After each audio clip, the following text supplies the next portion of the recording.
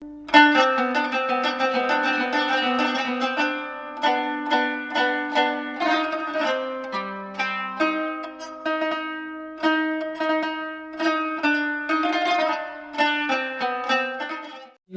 Sayyidina Muhammad abdika wa rasulika nabiyil ummi wa ala alihi wa sahbihi wa sallim taslima.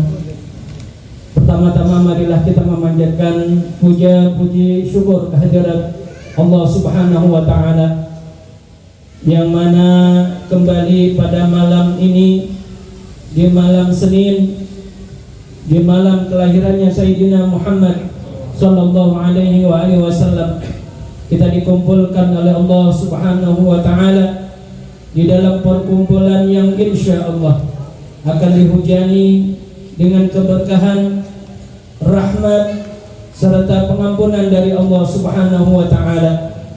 Karena tidaklah kita berkumpul pada malam hari ini melainkan semata-mata ingin mendekatkan diri kita kepada Allah Subhanahu wa taala untuk menumbuhkan mahabbah kita kepada Allah Subhanahu wa taala, untuk menunjukkan daripada cinta kita kepada Allah Subhanahu wa taala dengan memperbanyak berzikir kepada Allah serta berselawat kepada kekasihnya yakni Sayyidina Muhammad sallallahu alaihi wasallam. Mudah-mudahan apa-apa yang kita baca daripada rangkaian di dalam majlis ini mendapatkan ganjaran pahala yang berlipat ganda dari Allah Subhanahu wa taala dan menjadikan sebab Allah Subhanahu wa taala memandang kita dengan rahmatnya, sehingga dengan rahmatnya tersebut maka tumbuhlah kecintaan kita kepada Allah, yang dengan kecintaan itu akan membuat semangat yang baru untuk kita selalu beribadah, mengisi hari-hari kita dengan memperkaya di dalam beramal ibadah dan juga beramal saleh, ikhlas karena Allah dan sesuai dengan sunnah Nabi kita Muhammad sallallahu alaihi wasallam. Dan bertambahlah keberkahan di majlis kita ini dengan dihadiri oleh guru-guru kita, di antaranya zuriyah Rasulullah sallallahu alaihi wasallam, hadir bersama dengan kita Al-Mukarram Al-Habib Fahmi bin Ahmad Al-Attas, kemudian Al-Mukarram Al-Habib Fuad Al-Hasni, dan juga dewan guru kita sekaligus dewan pengurus Masjid Khairul Bariyah, di antaranya Al-Mukarram Al-Ustaz Jamadi dan juga Al-Mukarram Al-Ustaz Zuhairi, serta yang hadir yang insya Allah akan mengisi di majlis kita malam hari ini, yang sudah lama kita tidak memandang wajahnya, ya. Namun insya Allah mahabbah kita kepada beliau tidak pernah surut, menumbuhkan daripada kerinduan untuk mendengarkan daripada tausiahnya, nasihat-nasihatnya yang insya Allah akan mengkaji lebih dalam lagi di dalam kitab Hidayatul Hidayah karangan daripada Al-Imam Abu Hamid bin Muhammad Al-Ghazali, yakni guru kita bersama Al-Mukarram Al-Ustaz Ahmad Afif bin Abdullah. Kita doakan mudah-mudahan guru-guru kita yang hadir maupun yang tidak hadir dipanjangkan usianya oleh Allah Subhanahu wa taala di dalam rahmatnya, di dalam keberkahannya, dan diberikan kemudahan dalam segala urusannya, serta diberikan semangat di dalam menuntun kita melalui ilmu-ilmunya menuju keridhaannya Allah Subhanahu wa taala. Amin amin ya rabbal alamin. Tanpa memperpanjang kalam, marilah kita dengarkan baik-baik daripada apa yang disampaikan oleh guru kita di dalam kajiannya kitab Hidayatul Hidayah. Kita buka hati kita pasang telinga kita cermati dengan akal pikiran kita, sehingga apa-apa yang beliau nanti akan sampaikan tentunya akan bermanfaat buat kita, menambah semangat di dalam beribadah kepada Allah Subhanahu wa taala. Amin amin ya rabbal alamin. Kepada Al-Mukarram Ustaz Ahmad Ahmad bin Abdullah, kita fadhal masyura. Sallallahu Muhammad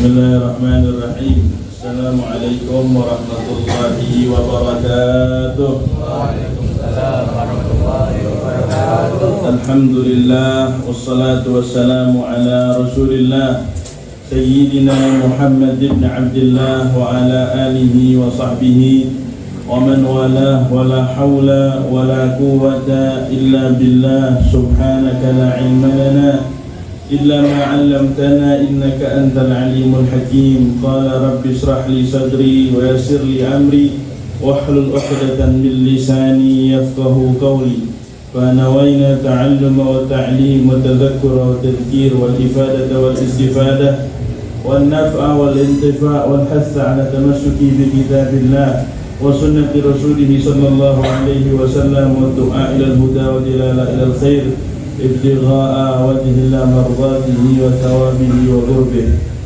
Segenap hadirin hadirat jamaah Majlis Fatimiyah, baik yang di dalam masjid ataupun yang di teras, mudah-mudahan kita semua dilimpahi keberkahan oleh Allah Subhanahu wa taala.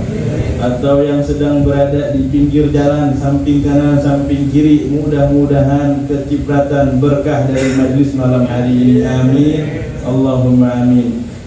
Hadir di tengah-tengah kita para asatidzah, para guru, wabil khusus Al-Habib Fahmi bin Ahmad Al-Attas, Al-Habib Fuad Al-Hasani, juga pengurus DKM Masjid Khairul Bariyah Al-Ustaz Jamadi, kemudian juga hadir di tengah kita Al-Ustaz Zuhairi, serta khadimul Majlis Fatimiyah Fadilatul Ustaz Haji Syukran Ma'mun, matta'anallahu biduli hayatihim وأمدنا بمددهم ونفعنا بهم وبعلومهم في الدارين آمين اللهم آمين.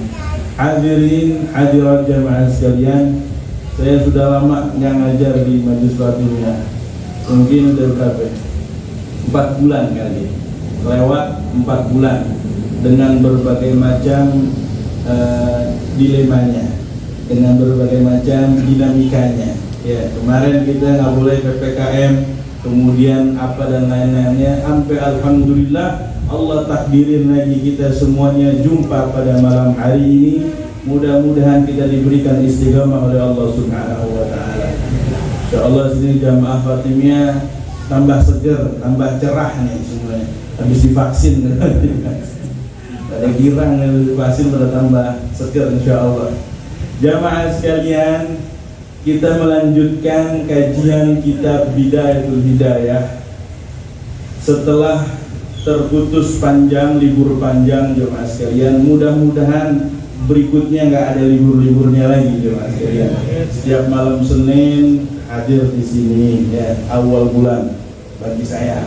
Kalau bagi jamaah tiap malam Senin ya, biar hadir tiap malam Senin. Saya bisa hadir malam Senin tiap awal bulan, bahagia banget, luar biasa jemaah sekalian. Mudah-mudahan bulan depan bisa ngumpul lagi, bulan berikutnya bisa ngumpul lagi. Akhirnya kita mengharapkan panjang umur, sehat, afiat dalam taat. Jamaah sekalian, kita melanjutkan pembacaan kitab Bidayatul Hidayah sampailah kita pada adabus shalah, adab salat. Allahu a'lam jamaah pada yang kitabnya atau enggak. Yang main kitabnya boleh dibuka kitab Bidayatul Hidayah adabus shalah, atau yang enggak megang kitabnya paling enggak dengerin jemaah sekalian.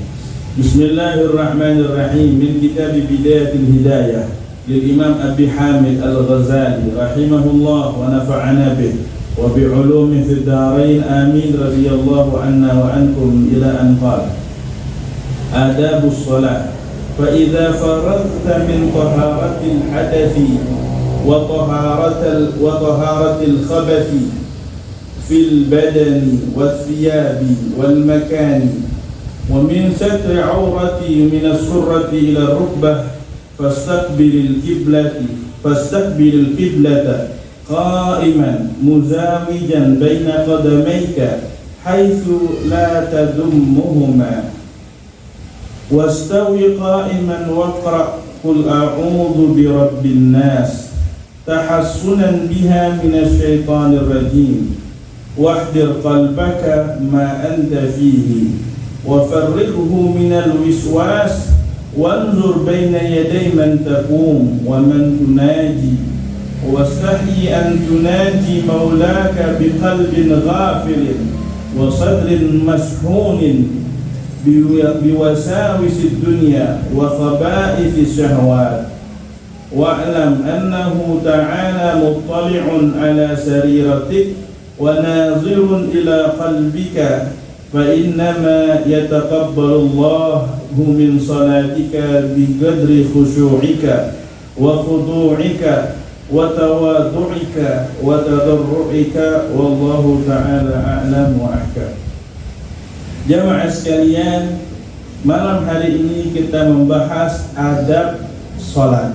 Setelah terakhir kita membahas tentang adabun naum, adabnya tidur. Jamaah sekalian, kata Imam Al-Ghazali, fa idza faraghta min taharatil hadathi, jika seandainya engkau telah menuntaskan dari taharatil hadath, bersuci dari hadas, baik hadas asghar atau hadas akbar, baik hadas kecil atau hadas besar. Jadi hadas kecil ini ialah perkara-perkara yang bisa diselesaikan dengan wudu. Hadas besar perkara-perkara yang harus diselesaikan dengan mandi janabah, atau bahasa kitanya mandi besar, atau bahasa lainnya juga mandi wajib, atau ada bahasa lain lagi ya. Orang Depok apa bahasanya? Keramas ya. Itu jemaah sekalian, fa idza faraghta min taharatil hadathi wa taharatil khabath, ya, taharatil khabath, dan menjaga kebersihan dari khabath yang kotor-kotor, fil badani, di badannya, wathiyabi, di bajunya, pakaian yang digunakannya, wal makani, dan tempatnya. Ini jemaah sekalian, adabnya ialah sebelum kita mendirikan sholat, pastikan bahwa kita semuanya benar-benar dalam keadaan suci, terbebas dari hadas besar, terbebas dari hadas kecil, apalagi dari hadas besar. Fil badani, di badannya dulu, ya, di badannya dulu harus kelar, bersih, dari ujung rambut sampai ujung kaki. Mohon maaf, kadang kalau misalnya ada yang buang air kecil, mau sholat buru-buru, dia kebelet kencing dulu, dia kencing, habis itu kepikiran pengen cepat-cepat mendapatkan jamaah sama imam, akhirnya nggak beres dia kencingnya jemaah sekalian.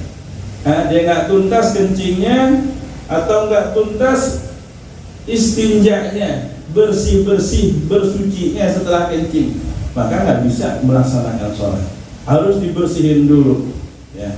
Ada orang pengen idrak jamaah, semangat pengen mendapatkan jamaah, tapi dia kebelet jamaah sekalian, kebelet kencing di hammam, masya Allah pikirannya sholat jamaah, tapi dia ngejar sholat jamaah, akhirnya malah ceboknya kagak bersih jemaah sekalian.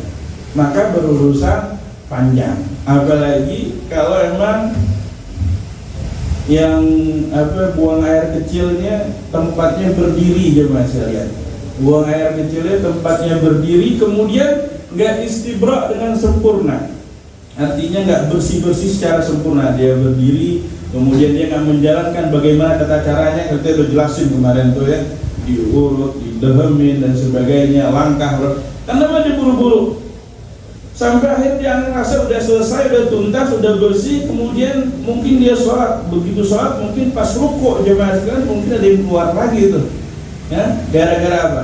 Gara-gara dia buru-buru istinjanya, gara-gara dia al-ajalah minasyaitan, ya, buru-buru bagian dari kerjaannya setan, digangguin tuh sama setan tuh kayak begitu. Maka jemaah sekalian kita kudu hati-hati, bener. Pengen mendapatkan jemaah, kalau pengen mendapatkan jemaah persiapannya dari sebelum adzan. Jangan udah qomat baru kita gerasa gerusu, ya, gerasa gerusu sampai akhirnya di hammamnya atau di toiletnya nggak tuntas. Ini kalau kita lagi rukuk, kita keluar jemaah sekalian, ya udah hamilun najasah, kena najis kita nggak sah, harus dibersihin dulu. Nah, maka di sini kata Imam Ghazali, taharatul khabath fil badani wal thiyabi, dan juga bajunya, wal makani, dan juga tempatnya. Dan keistimewaan bagi umat Nabi Muhammad sallallahu alaihi wasallam, banyak khususnya umat Nabi Muhammad sallallahu alaihi wasallam. Salah satunya ialah sholat di mana aja boleh, sholat di mana aja jadi gimana sekalian. Ya, dia ketemu masjid, alhamdulillah sholat di masjid. Ketemu di masjid, ya udah di rumah atau di aula atau bahkan di pinggir jalan pun bisa, selama tempatnya bersih dan suci. Berbeda dengan umat-umat sebelumnya. Umat-umat sebelumnya tempat-tempat ibadah udah ada sauma'ah, titik-titiknya. Kalau mau beribadah di sana, nggak bisa dia beribadah sholat terkecuali di tempat tersebut. Kalau umat-umat terdahulu bajunya terkena najis, kita dengar sampai apa? Sampai diguntingin, sampai dirobekin. Kenapa? Karena nggak bisa dibersihin lagi, nggak bisa disuciin lagi. Tapi kalau kita, baju kita kecipratan najis, gimana ya mas? Bisa disuciin, ya, bisa dibersihkan. Nanti kalau kita ngaji fikih ada najasatul ainiyah, adanya najasatul hukmiyah, najis yang kelihatan itu najisnya, tinggal dibersihin aja, benar-benar udah hilang launnya, rihnya, ta'amnya, maka dianggap suci. Tapi ada juga najasatul hukmiyah, najasa yang dihukumi najis, kita nggak tahu di bagian mananya, ya udah, maka tinggal disiramin air aja, disiramin air maka dianggap suci. Jadi hukmiyah nggak kelihatan. Kalau ainiyah pakai mata kelihatan najis. Oh itu najisnya, bersihin. Oh itu warnanya hilangin. Oh itu baunya, pakaiin sabun. Begitu coba sekalian.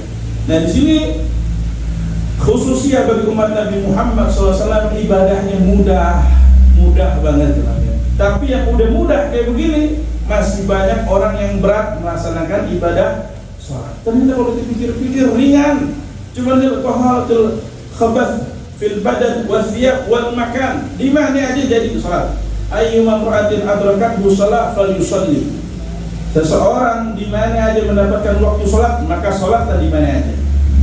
Wa ju'ilat liyal ardu masjidan wa tahura, kata baginda Nabi SAW, dan khusus bagiku dijadikan hamparan bumi ini masjidan, tempat sujud, bebas kau sujud di mana aja. Wa tahura, dan tempatnya suci, ya, tempatnya suci. Wamin setelah kita memastikan kebersihan di badan kita, kemudian di pakaian kita, kemudian di tempat, kemudian baru memperhatikan hal yang berikutnya. Wamin satril aurah, dan dari menutup aurat, mempersiapkan diri, udah bersih-bersih itu semuanya, kemudian mempersiapkan diri ke hal yang berikutnya ya satril aurah, minas surrah ila rukbah, antara pusar sampai dengkul. Ini auratnya laki-laki, dan auratnya hamba sahaya. Ya, auratnya hamba sahaya, perempuan auratnya begitu ya. Tapi kalau perempuan auratnya jami'u badaniha, seluruh anggota badannya, illal wajhi wal kaffain, terkecuali wajah dan kedua telapak tangannya. Kita pastiin nutup auratnya jemaah sekalian. Aurat itu kan artinya an-naqsu, kekurangan. Kalau kita punya kekurangan, ya ditutupin, jangan diperlihatin, jangan ditunjukin. Kita punya kekurangan diri kita, nggak usah ditampakin kekurangan, tutupin, sempurnain jemaah sekalian. Maka di sini paling sempurnanya ialah menutup aurat, pakaiannya ya udah. Makanya baginda Nabi SAW pakai gamis, jemaah, pakai gamis. Atau mungkin kita pakaiannya pakai sarung dan juga baju koko. Kenapa? Karena lebih menutup aurat. Kalau seandainya pakai celana jeans, ya, pakai celana jeans, kemudian pakai bajunya jangkis, ya, tahu jangkis, apa? Jangkung kurus najis ya, katanya. Begitu dia rukuk, ya selesai, kelihatan anggota auratnya tersebut yang belakang, kelihatan itu cuma sekalian. Ya. Maka perhatian juga pakaiannya gimana, minas surrah ila rukbah. Meskipun aurat kita cuma yang laki-laki antara pusar sama dengkul, itu paling minimalnya kepepet-kepepetnya, udah nggak perlu pakaian lagi, pakaian semuanya najis, terkecuali cuma itu doang, boleh dia sholat kayak begitu. Tapi kalau ada orang ke masjid, dia sholat ya pakai celana yang nutupin pusar sampai dengkul, kira-kira diusir apa diusir di masjid ya? Ada orang datang ke masjid, dia sholat jamaah kayak begitu, dia sholat jamaah kayak begitu, apa marbot gimana di masjid? Ngusir kan? Nggak layak. Orang kita mau ketemuan aja, masuk kantor aja kudu pakai sepatu, ada SOP-nya, nggak bisa sembarangan pakai sendal jepit. Masjid ya dia masih bebas, di luar masih bisa kita pakai sendal jepit, sepatu lepas. Tapi kalau misalnya orang masuk kantor aja, kantor-kantor dinas dan sebagainya, harus pakai sepatu, pakaiannya diatur semuanya, bajunya nggak bisa pakai baju kaos, harus pakai baju yang kerah misalnya. Nah begitu pun juga adab kita di masjid. Ini Imam Ghazali memberikan gambaran paling minimalnya. Udah nggak ketemu lagi pakaian yang bersih, yang suci, udah tinggal itu doang. Ya Allah, sholat begitu. Sholat dalam keadaan terbuka atasnya ya nggak masalah.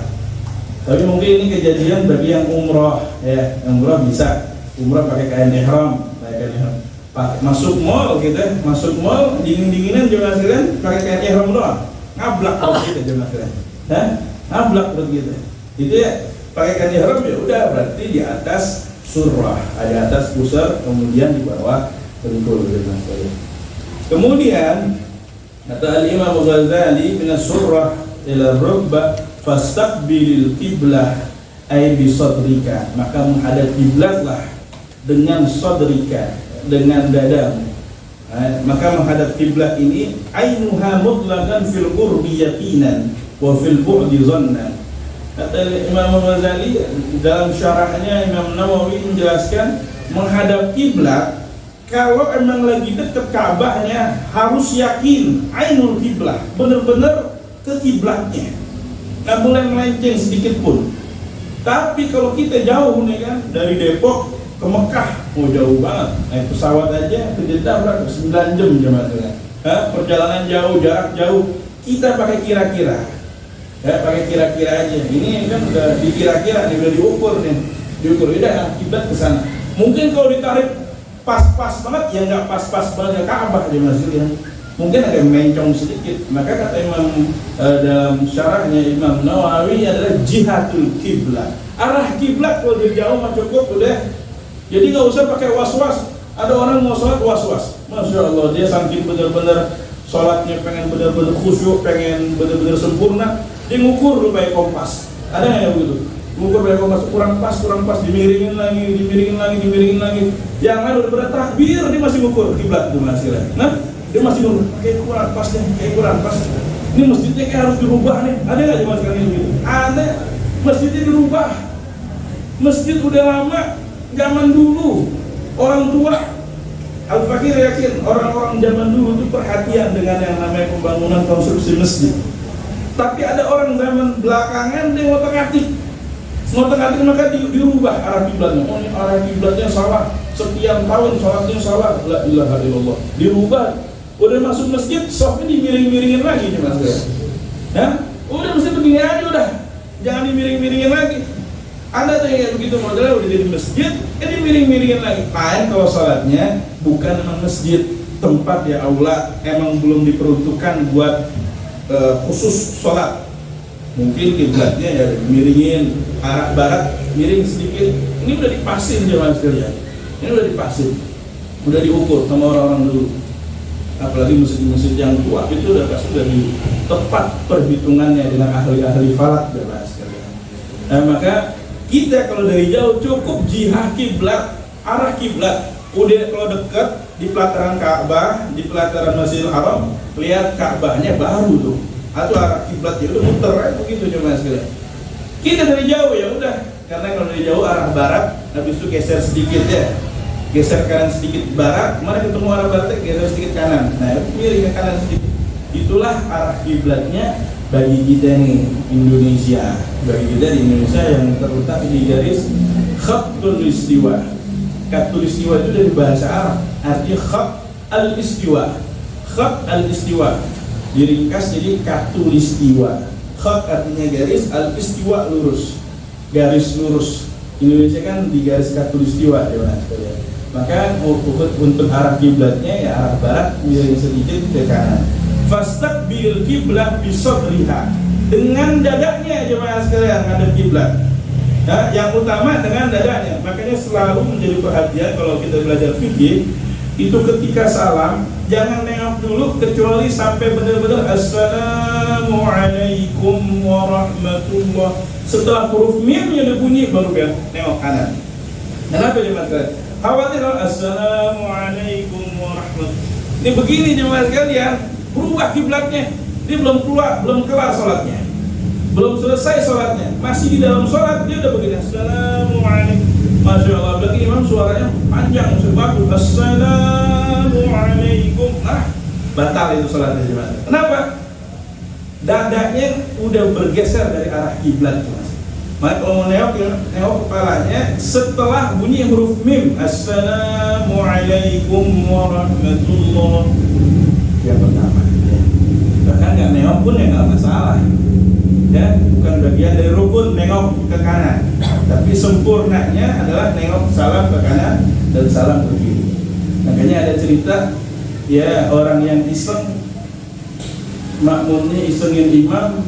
Ketika imam baca waladhdallin, makmumnya nggak ada yang baca amin, diam semuanya. Wah, imam kesel nih, waladhdallin nggak ada yang amin nih. Rakaat kedua mungkin dikencengin, mungkin rakaat kedua dengan waladhdallin, diam satu musik nggak ada yang aminin itu mas. Imamnya udah kesel, sampai akhirnya pas lagi tahiyat, gua bales nih kerjaan makmumnya.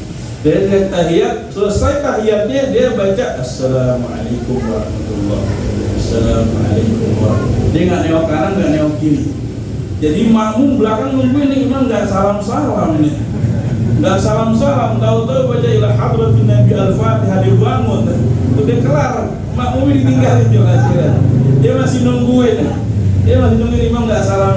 Maka nih di sini jemaah sekalian, fastaqbil qiblah bisadriha fil qurbi yaqinan wa fil bu'di zanna. Dari yang dekat harus yakin, jarak jauh ya kira-kira. Jangan timbul was-was berlebih. Was-was berlebih itu bahaya. Nggak ada was-was juga bahaya. Yang tengah-tengah khairul umuri awsatuha. Kalau udah ini kan persiapan mau sholat ya, fastaqbil qiblah. Habis itu qa'iman muzawijan baina qadamaika bihaitsu la tadummuha.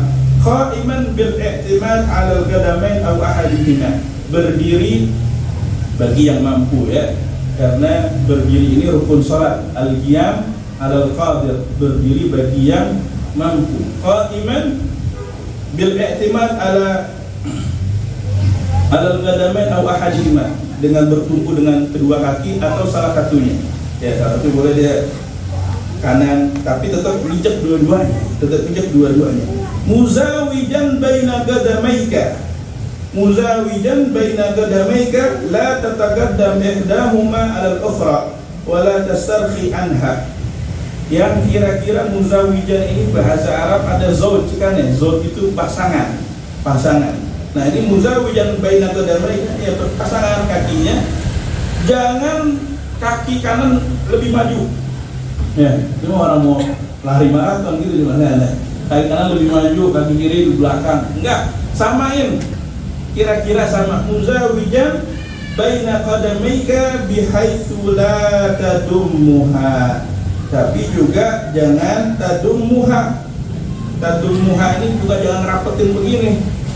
Mentang-mentang kakinya sama, berdirinya kira-kira muzawijan baina qadamaika. Kemudian kita rapetin, enggak. Dibuka sedikit, seukuran apa? Seukuran badan nih. Kira-kira badan kita segimana nih? Ya udah dibuka sewajarnya. Atau kira-kira bigadri shibrin, kira-kira seukuran satu jengkal di antara dua kaki itu. Itu berdiri begitu ya Mas. Muzawijan baina qadamaika bihaitsu la tadummuha. Karena Nabi SAW diriwayatkan istinnaha Rasulullah SAW anis-sifni was-safdi fi shalah. Wasafdi huwa al-iqtiran qadamain ma'an. Wasifni huwa raf'ul qadam rafu ihda rijlain. Nabi SAW mengarang sifni wasafdi. Sifni ini sama, iktiralul qadamain ma'an, kakinya sama begini. Nah kelihatan ya, begini jamaah ya. Ini dilarang sama Nabi SAW, kayak begini, samain begini. Harus ada jaraknya, dipisah begini. Kemudian sifni was sofdi. Sofdi ini al-i'timad al-ihdar rijlain. Jadi berdiri pakai kaki satu. Nabi SAW melarang. Berdiri pakai kaki satu. Nabi SAW melarang. Ya. Jadi jemaah sekalian, rapat sof itu kan patokannya di sini nih. Apa namanya? Apa namanya? Bahu. Ya, bahu. Jadi bukan pakai kaki. Pakai kaki. Kalau belum injek, belum afdal. Ada nggak yang begitu jemaah sekalian? Afdalnya kepala itu itraf. Ya, ditundukin kepalanya. Li'annahu aqrab ilal khusyuk. Aqrab lebih dekat mendekati kekhusyuan. Orang sholatnya nundukin kepala lebih dekat sama khusyuk. Wa aghaddu lil basar, menjaga pandangannya. Lil basar disuruh tundukin kepala, tapi tundukin kepala ya wajar juga begini. Jangan begini ya. Jangan nundukin begini, tapi nundukin yang sewajarnya nundukin kepala. Kata Imam Ghazali, wastawi qa'iman amma ra'as fal afdal itraquhu li'annahu aqrab lil khusyuk wa aghaddu lil basar, dan lebih mampu menjaga pandangan. Dan sebenarnya anak rasa ini juga bukan cuma dalam sholat, termasuk dalam aktivitas kita juga. Kalau bisa ya lebih menundukkan pandangan, lebih menundukkan pandangan, nggak usah banyak hal-hal yang dilihat ya mas. Karena kebanyakan hal yang dilihat fuduli, orang fudul itu nggak bagus. Nah Allah Subhanahu Wa Taala memandang isi hati kita semuanya. Saat sholat ya udah kita berusaha menghadirkan Allah Subhanahu Wa Taala. Begitu pun juga diri kita. Kalau mau servis kemana? Servisnya kepada Allah Subhanahu Wa Taala. Berdiri 5 waktu seolah-olah kita sedang menyetorkan diri kita, kita diperbaiki keadaan kita oleh Allah Subhanahu Wa Taala. Kalau benar-benar kita tadi itu sholat yang menghadirkan adab-adab yang belum selesai kita kaji di jemaah sekalian, itu keluar dari sholat membawa energi. Nah, ibaratnya mobil habis servis itu lari kencang jemaah sekalian, remnya pakem, ya nggak, AC dingin, ya nggak, kayak begitu. Kenapa habis servis? Begitu pun juga kita semuanya. Kalau sholat kita bagus, harusnya kehidupan kita juga dibagusin oleh Allah Subhanahu Wa Taala.